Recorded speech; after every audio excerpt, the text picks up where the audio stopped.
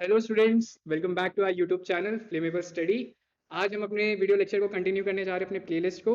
ठीक है, आज के वीडियो लेक्चर का टॉपिक है एरे इन डेटा स्ट्रक्चर। इससे पहले प्रीवियस वीडियो लेक्चर में हमने असिम्प्टोटिक नोटेशन सारे कवर अप कर लिए थे।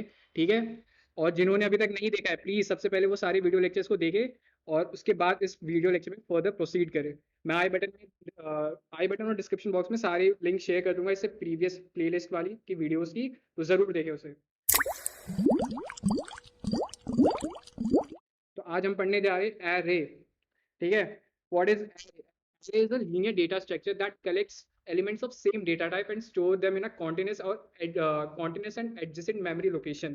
तो सबसे पहले देखते हैं एरे होता क्या बेसिकली। ठीक है,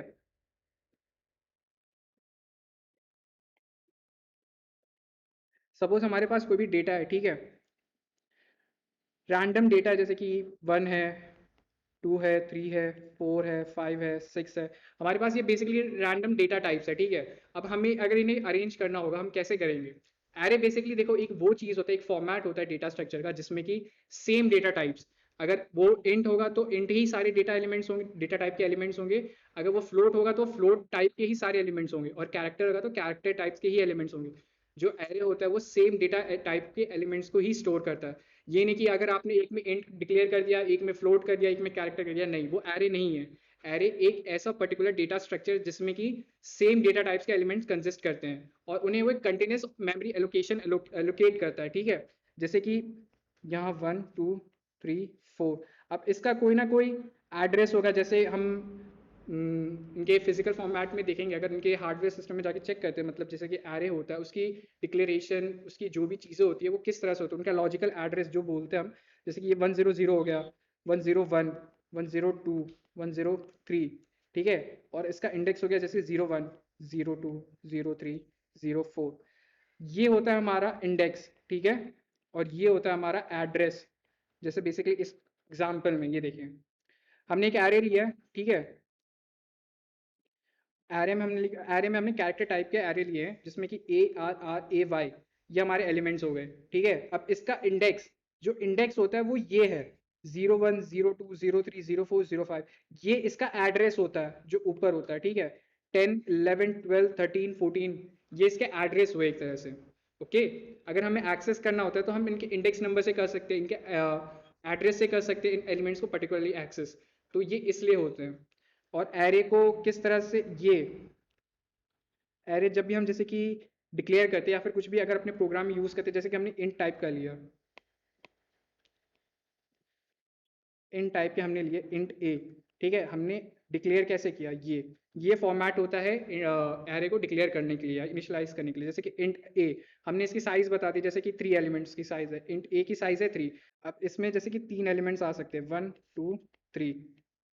और ये चीज़ पहली बात कि जब जैसे कि हम एरे अगर हम लोग अपने किसी भी पर्टिकुलर प्रोग्राम में यूज़ कर रहे हैं, ठीक है, तो हम इसकी साइज़ पहले से डिटरमाइन करते हैं। ये नहीं कि अगर हमने अभी इसकी साइज़ 3 रख दिया, आगे जाके हम इसे 4 एक्सीड कर दिया, 5 एक्सीड कर दिया, नहीं, पहले वो साइज़ ही प्री डिटरमाइंड साइज़ रहती है एरे की। जो हम यहाँ करते हैं वो हम इसकी साइज़ इनिशियलाइज कर देते हैं। ठीक है, अब बढ़ते हैं नेक्स्ट टॉपिक की तरफ, which is types of array.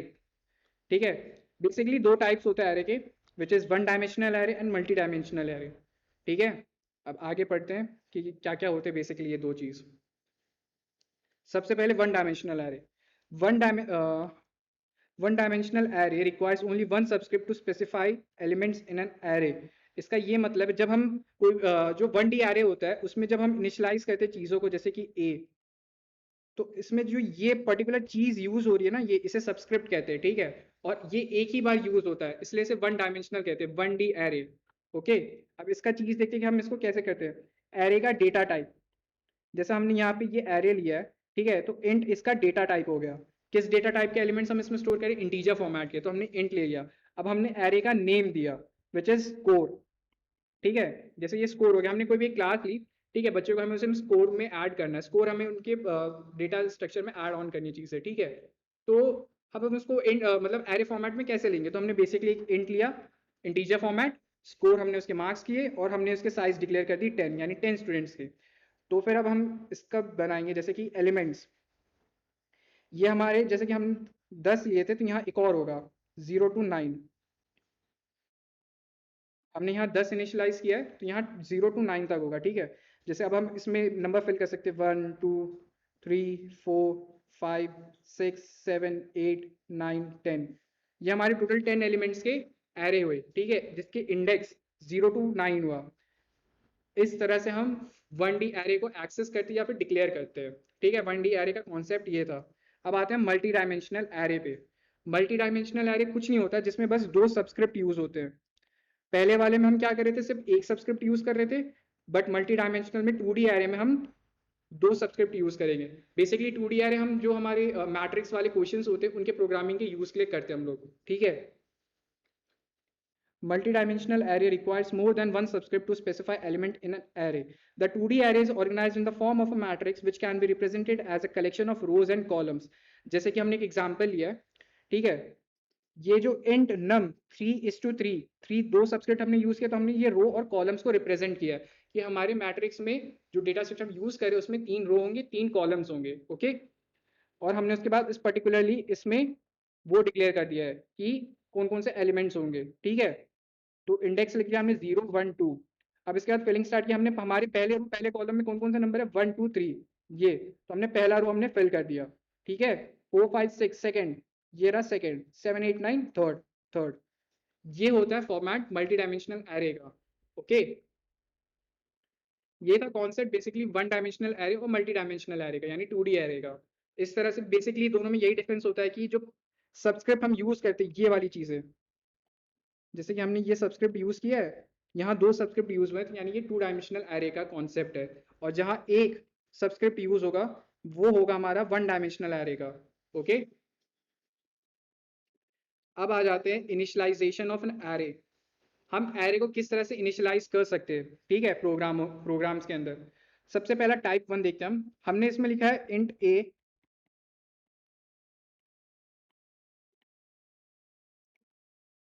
One two three four five. तो ये जो चीज़ है, जैसे इंट हमारा डेटा टाइप हो गया, एरे हमारा डेटा नेम हो गया, एरे नेम हो गया, और 5 हमने इसकी साइज ऑफ, ठीक है, ये हमने साइज इसकी डिक्लेयर कर दी, यानी 5 एलिमेंट्स इसमें आ सकते हैं, यानी 1 2 3 4 5।